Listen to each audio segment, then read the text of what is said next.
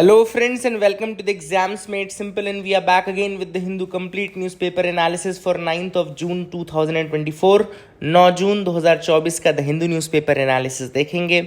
शुरू करने से पहले आपको बता दूं कि यूपीएससी 2025 के प्रीलिम्स के लिए हमने कोर्स स्टार्ट किया है अचूक 2025 एंड उसमें आपका पूरा प्रीलिम्स का सिलेबस कवर होगा, पूरा सीसैट पेपर 2 का सिलेबस कवर होगा, उसमें करंट अफेयर्स का तो पूरा पार्ट कवर होगा ही होगा, इकोनॉमिक सर्वे जो बीच में आएगा वो भी कवर होगा।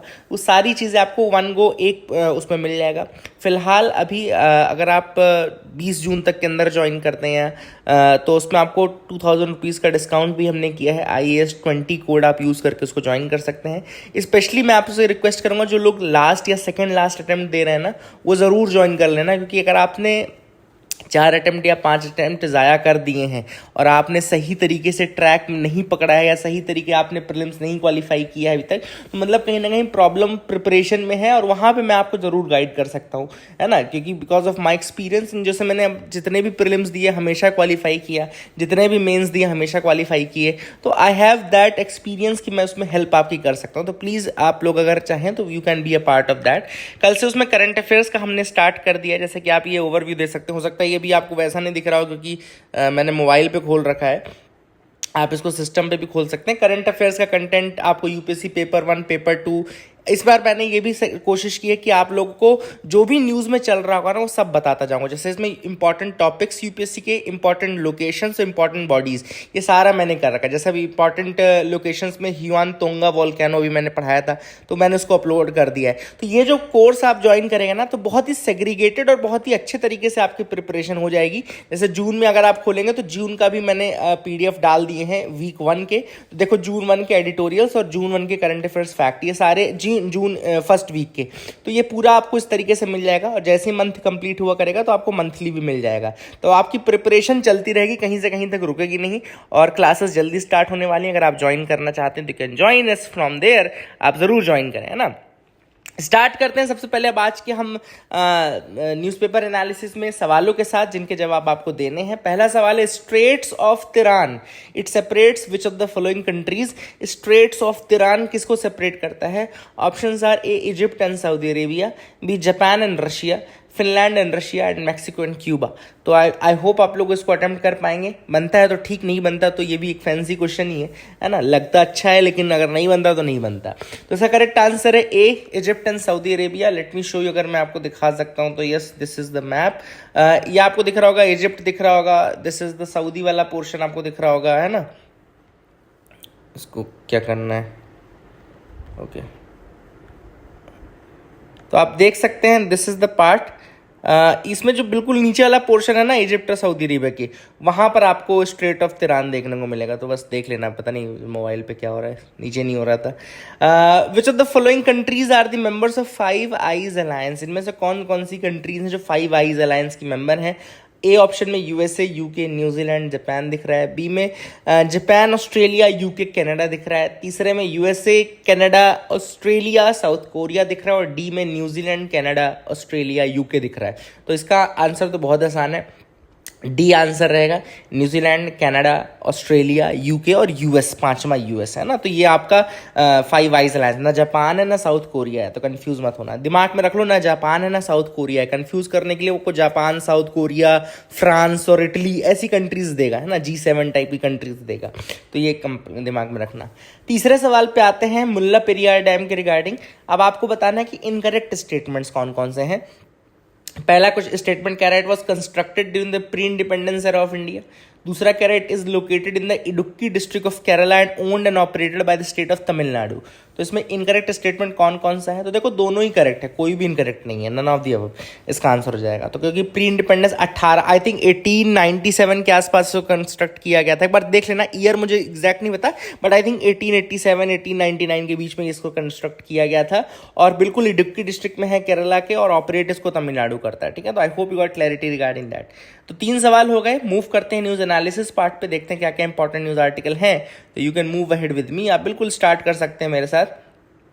जैसा मैं लास्ट से स्टार्ट कर रहा हूँ, आप भी लास्ट से स्टार्ट करें तो बेटर रहेगा, क्योंकि जो इंपॉर्टेंट न्यूज़ आर्टिकल है वो पीछे से ही आएंगे, ठीक है। आज इंडिया पाकिस्तान का मैच है, सब कुछ छोड़ के देख लेना। और इंडिया जीतने वाली है बहुत ही अच्छे तरीके से। तो लेट्स सपोर्ट दैट। पाकिस्तान को तो यूएस, हमारी आधी टीम नहीं हरा दिया यूएसए ने, है ना, तो आज तो पूरी टीम है, तो आज तो उनको मौका ही नहीं है। तो पाकिस्तान चाइना ने एग्री किया है कि अपग्रेड करेंगे कॉरिडोर। कौन सा कॉरिडोर अपग्रेड करेंगे? तो सीपेक जिसको बोलते हैं, China Pakistan economic corridor. India हालांकि इसका हमेशा खिलाफ रहता है। रीजन ये है कि ये हमारे जो पीओके वाला रीजन है, पाकिस्तान ऑक्यूपाइड कश्मीर वाला रीजन है, वहां से पास होता है, और वो सब जानते हैं कि पीओके हमारा है, जो कि तो ऑब्वियस सी बात है। अब इंटरनेशनली हालांकि जो लोग कंट्रीज हैं वो चूंकि आग लगाने का काम करते हैं, इसलिए वो लोग नहीं मानते, लेकिन हम लोग तो जानते हैं कि ये हमारा पार्ट है। अब सीपेक अगर आपको बता दो तो ये जो कॉरिडोर है ये ज्वाइन करता है ग्वादर पोर्ट को, पाकिस्तान में, जो कि है ये बलूचिस्तान में है ग्वादर पोर्ट, पाकिस्तान के रीजन, और चाइना के जिनजियांग प्रोविंस के साथ है ना। चाइना का जिनजियांग प्रोविंस है, और ग्वादर पोर्ट जो कि पाकिस्तान के बलूचिस्तान रीजन में, उसको कनेक्ट करता है, ठीक है ना। And it is the part of the belt and road initiative of the China. But India से खिलाफ रहता है, क्योंकि ऑब्वियसली आती है कि पीओके वाले रीजन से निकलता है, तो इसलिए इंडिया इसके बहुत ज्यादा अगेंस्ट है।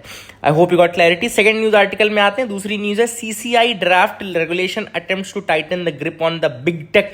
अब यहां पे सीसीआई यानी कि कंपटीशन कमीशन ऑफ इंडिया ने एक बहुत इंपॉर्टेंट मूव किया है रेगुलेटरी ओवरसाइट और कंप्लायंस को मेक श्योर करने के लिए। तो कंपटीशन कमीशन ऑफ इंडिया ने नए रूल्स प्रपोज किए हैं जो कि मॉनिटर करेगा settlement commitment of industry Giants, मतलब इंडस्ट्री की जो बड़ी कंपनीज हैं उनके कमिटमेंट को मॉनिटर करने के लिए ये रहा जाएगा, ये रेगुलेशन लाया जा रहा है, ठीक है ना।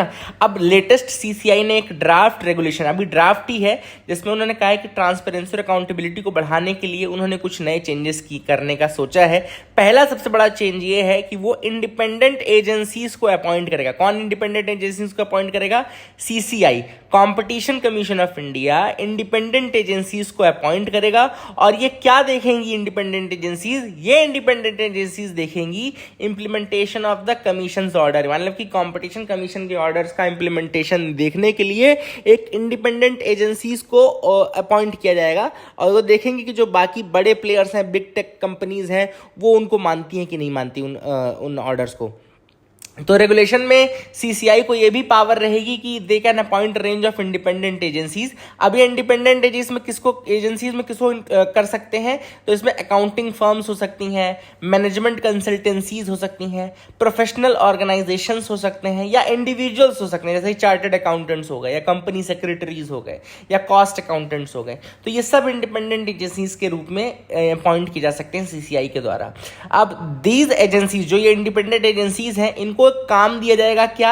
दे will be given the critical responsibility of monitoring the implementation of CCI's order. तो सीसीआई के जो ऑर्डर है उनका इंप्लीमेंटेशन हो रहा है कि नहीं हो रहा है, इस चीज के लिए बेसिकली इन इंडिपेंडेंट एजेंसीज को अपॉइंट किया जाएगा, ठीक है ना। तो I hope you got clarity regarding that as well. अब यहाँ पे देखो आगे ये भी है कि ये भी मेक श्योर करेगा सीसीआई कि ये जो इंडिपेंडेंट एजेंसीज हैं वो इम्पार्शियल रहें, वो इंटीग्रिटी के साथ काम करें। इसके लिए भी वो भी बहुत सारी चीजें करें, कॉन्फ्लिक्ट ऑफ इंटरेस्ट ना हो, ये सारी चीजें वो पहले से मेक श्योर करेंगे, बैकग्राउंड चेक करके ही अपॉइंट करेंगे इंडिपेंडेंट एजेंसीज को। इसके अलावा एक बहुत इंपॉर्टेंट चीज ये भी है कि सीसीआई के पास पावर रहेगा कि they will be able to have the authority to suspend or terminate the engagement of these agencies if they fail to meet the stipulated standard। अगर ये एजेंसीज जो हैं अगर स्टैंडर्ड मेंटेन नहीं कर पाई तो सीसीआई के पास पावर रहेगी कि वो इनके साथ इंगेजमेंट को टर्मिनेट कर सके। अच्छा, एक और चीज याद रखना कि ये जो टर्मिनेशन होगा या रिवोकेशन होगा, it can not be challenge in any court of law, ताकि किसी भी कोर्ट ऑफ लॉ में इसको चैलेंज नहीं किया जा सकता। इसमें सीसीआई का जजमेंट जो रहेगा वो फाइनल रहेगा। तो ये भी इंपॉर्टेंट चीज है ना।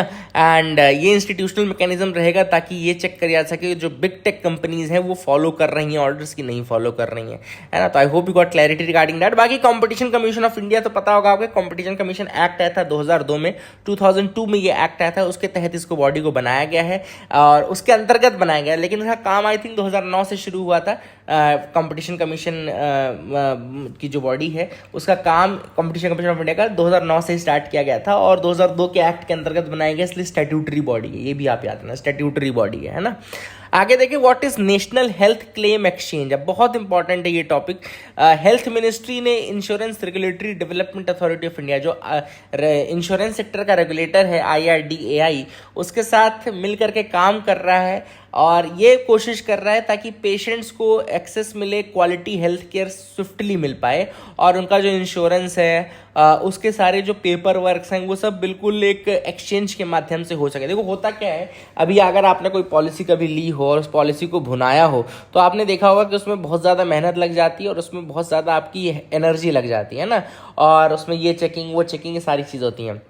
तो IRDAI और हेल्थ मिनिस्ट्री जो है मेक श्योर ये करेगी कि जो पेशेंट्स हैं और जो हॉस्पिटल्स हैं उन दोनों के बीच में एक ऐसा ब्रिज बने, एक ऐसा एक्सचेंज बने, ताकि ना हॉस्पिटल्स को बहुत ज़्यादा कुछ मगजमारी करनी पड़े और ना पेशेंट्स को करनी पड़े। इसीलिए उन्होंने प्रपोज किया है ऑफ लॉन्चिंग, इन्होंने ये 2 लॉन्च करने वाले हैं, national health claim exchange, NHCX याद रखिएगा, नेशनल हेल्थ क्लेम एक्सचेंज। ये एक डिजिटल प्लेटफॉर्म रहेगा which will bring together the insurance companies, it will bring together the healthcare sector service providers and it will bring together the government insurance scheme administrators as well। तो इन सबको एक साथ एक platform पे लाया जाएगा, एक डिजिटल प्लेटफॉर्म पे, which will be known as the national health claim exchange। अब ये जो रहेगा नेशनल हेल्थ क्लेम एक्सचेंज रहेगा, गेटवे की तरह काम करेगा, जो कि एक्सचेंज करेगा क्या, claim related information among the various stakeholder. जिसको जब जरूरत चाहिए, भैया इसका कौन सा इंश्योरेंस है, क्या क्या चीजें कवर्ड हैं, क्या नहीं कवर्ड है, वो सारी इन्फॉर्मेशन एक दूसरे के साथ मतलब साझा की जाएगी, है ना। और इससे क्या होगा, seamless interoperability, health claim processing हो पाएगी, एफिशिएंसी बढ़ेगी, ट्रांसपेरेंसी बढ़ेगी, स्पेशली जो इंश्योरेंस इंडस्ट्री है जो काफ़ी ओपेक चलती है उसमें काफ़ी ज़्यादा ट्रांसपेरेंसी आएगी, एंड इससे जो पॉलिसी होल्डर्स हैं, पेशेंट्स हैं, उनका भी बेनिफिट होगा और हॉस्पिटल्स को भी बहुत ज़्यादा दिमाग नहीं लगाना पड़ेगा, ठीक है ना।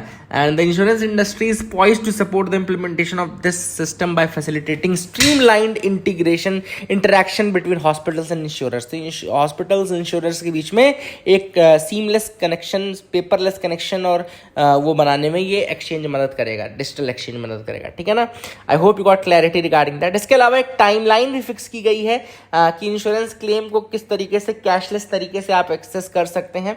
इंश्योरेंस अथॉरिटी ने ये कहा है कि जितने भी कैशलेस क्लेम्स हैं उनको 3 घंटे के अंदर प्रोसेस करना पड़ेगा ऑन द रिसीव्ड और discharge authorisation from the hospital. मतलब हॉस्पिटल जैसे ही डिस्चार्ज ऑथराइजेशन देगा 3 घंटे के अंदर वो क्लेम प्रोसेस करना होगा। The insurance regulator has set the insurance provider a deadline of July 31 to put system and process in place to ensure the smooth facilitation। इसके अलावा 31 जुलाई से ये सिस्टम स्टार्ट हो जाएगा। इंश्योरेंस रेगुलेटर IRDAI ने insurance providers को कह दिया है कि भाई 31 जुलाई तक आप सारी इन्फॉर्मेशन जो जैसा है वो कर लो, ताकि इसको हम स्ट्रीमलाइन तरीके से इसको वो कर सकें, स्टार्ट कर सकें। I hope you got clarity regarding that as well. ये भी आपको समझ में आ गया होगा। आगे मूव करते हैं, अगली जो न्यूज़ है वो है एडजुटेंट स्टार्क के रिगार्डिंग। याद रखिएगा एडजुटेंट स्टार्क जो कि एक the greater adjutant stork, it is one of the most endangered bird species. आप देख सकते हैं बहुत बड़ी होती है, 5 फीट के आसपास इसकी हाइट होती है एडजुटेंट स्टार्क की, ग्रेटर एडजुटेंट स्टार्क की। और ये जो है बर्ड बेसिकली पाई जाती है habitat Brahmaputra valley of Assam. याद रखिएगा इसका मेन जो हैबिटेट है वो ब्रह्मपुत्र वैली ऑफ असम है, ग्रेटर एडजुटेंट स्टार्क का। And they are mostly found in 3 districts of Assam, they are Guwahati, Morigaon and Nagaon, ठीक है ना। तो गुवाहाटी, मोरीगांव और नगांव में ये पाई जाती हैं। ये जो ग्रेटर एडजुटेंट स्टार्क हैं they are described as one of the endangered species on the IUCN red list. याद रखेगा IUCN रेड लिस्ट में एंडेंजर्ड कैटेगरी में आती हैं ये। एंड इसका मेन रीज़न जो है वो है जो कंक्रीट के जंगल बनते जा रहे हैं ना आजकल, ये उस कारण से जो इनका हैबिटेट है वो चला गया है, ठीक है ना। They are almost 5 feet tall and आजकल इनको केवल ऑथर ने कहा गार्बेज डंपिंग साइट्स जो हैं, दीपोर बिल एक रामसर साइट है, या भी आपको पता होना चाहिए। दीपोर बिल एक रामसर साइट है, वहाँ पे जो गार्बेज डंपिंग साइट्स है वहाँ पर ही दिखा जाता है इनको। प्रिंसिपली जो ग्रेटर एडजुटेंट स्टार्क है वो कार्निवोरस होती हैं, है ना। याद रखिएगा they prey on fish, frogs, snakes and other reptiles, eels, birds and carrions, इनके ऊपर फीड करती हैं। And they are seasonally dependent on the wetland for foraging and tall trees for roosting and nesting. तो foraging के लिए wetland पे और रूस्टिंग and nesting के लिए टॉल ट्रीज पे डिपेंडेंट रहती हैं। The stock suffer from ongoing destruction of habitat through encroachment over fishing and drainage projects. तो बेसिकली इनके जो हैबिटेट को नुकसान पहुंच रहा है वो पहुंच रहा है due to encroachment, due to over fishing and due to drainage projects in the city, है ना। तो I hope you got clarity regarding this greater adjutant stork. ये भी आपको समझ में आ गया होगा। ये न्यूज़ आर्टिकल भी हमने कवर कर लिया, ठीक है। आगे मूव करते हैं, देखते और क्या इंपॉर्टेंट न्यूज़ आर्टिकल है। यहाँ पर epigraphs from shrines, temples, mausoleums shine light on the Kashmir cultural past. तो यहाँ पे एपिग्राफ्स कुछ मिले हैं ये कश्मीर में, और ये इनको एग्जीबिशन भी किया गया है। तो ये इन एपिग्राफ होते क्या है? एपिग्राफ बेसिकली राइटिंग्स होती हैं, जो ओल्ड राइटिंग्स होती है ना, एंशंट मतलब कहना चाहिए आर्कियोलॉजिकल राइटिंग्स होती हैं, उनको एपिग्राफ बोलते हैं। जैसे ये स्टडी जो होती है उसको एपिग्राफी बोलते हैं। तो कुछ एपिग्राफ्स इंस्क्रिप्शंस मिले हैं 16th to 19th सेंचुरी के, उससे पता चलता है कुछ कश्मीर के पास्ट के बारे में। यहाँ पे एक टर्म है, देख लो, खानकाह लिखा हुआ है ना, खानकाह लिखा है, spotlight on the inscription on खानकाह मॉस्क टेम्पल। तो ये खानकाह क्या होता था? तो एक्चुअली जो जब आप सूफी ट्रेडिशन पढ़ेंगे, जब मतलब जब भक्ति मूवमेंट पढ़ेंगे, तो उसमें खानकाह वर्ड आएगा। खानकाह को रिबत भी बोलते हैं। It's a building designed specifically for gathering of a Sufi brotherhood. Sufi brotherhood को तरीका बोलते हैं। तो इसको खानगा को रिबत भी बोलते हैं। It is designed specifically for gathering of Sufi brotherhood. Sufi brotherhood को तरीका बोलते हैं for spiritual practice and religious education. खानका याद रखिएगा, लार्ज स्ट्रक्चर्स होते थे जहाँ पे एक सेंट्रल हॉल रहता था, फिर बाकी रूम्स रहते थे जहाँ पे ये सब सूफी सेंट और ये सब रिसाइड करते थे, ठीक है ना।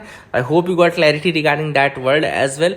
और यहाँ पर एक सिकंदर का नाम है, सिकंदर का नाम जो कि आई थिंक जैनुल आब्दीन के फादर थे, जो Zainul Abidin was the ruler in Kashmir, तो उनके फादर थे सिकंदर। सिकंदर को बुत शिकान कहा जाता था, बुत शिकान। ये बुत शिकान शब्द का मतलब क्या है? देखो लिखा है someone who destroyed the Hindu statues. बुत शिकान याद रखिएगा, someone who destroyed the Hindu statues. तो ये भी आप याद रख सकते हैं, बुत शिकान। तो I hope you got clarity regarding that as well. ये भी आपको समझ में आ गया होगा। और आगे देखते हैं और क्या इंपॉर्टेंट आर्टिकल है क्या कोई। सो यहाँ तो अब कुछ नहीं दिख रहा। So that is it for the day. I hope you like our video. Please like share subscribe, keep loving us, keep sharing us. Thank you, have a nice day.